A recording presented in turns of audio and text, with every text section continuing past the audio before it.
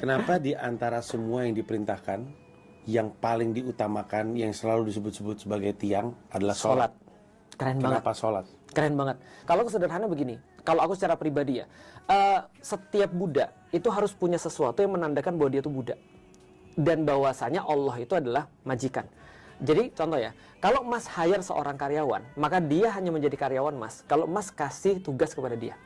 Tapi kalau Mas cuma hire dia, terus kemudian dia masuk ke kantor, Mas nggak pernah nyuruh dia nih, maka dia bukan karyawan, karena dia tidak berkarya. Berarti dia menjadi seorang budak kalau disuruh-suruh sama majikannya. Sesederhana itu sih. Maka koneksi itu tercipta ketika kita disuruh-suruh. Nah, pertanyaannya adalah, sholat ini kan muncul setelah kita punya koneksi bahwasanya kita adalah seorang hamba. Nah, kalau ada orang yang sudah benar-benar tahu tuannya siapa dan bahwa dia adalah seorang hamba, maka dua yang tadi sudah terpenuhi itu. Maka berikutnya baru disuruh sholat. Karena setiap hamba memerlukan sebuah validasi bahwasanya dia seorang hamba.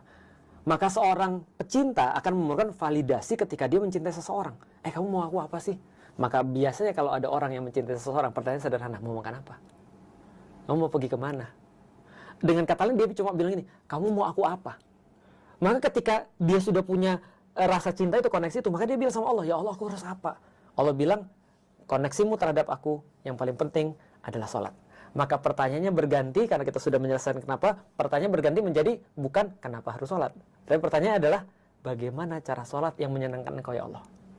Nah, itu jadi pertanyaan berganti itu, karena udah selesai kenapanya di sini. Nah, jadi meyakini ayat-ayat Allah atau membaca ayat-ayat Allah adalah membuat orang yakin bahwasanya Allah tuh di sini nih posisinya bos.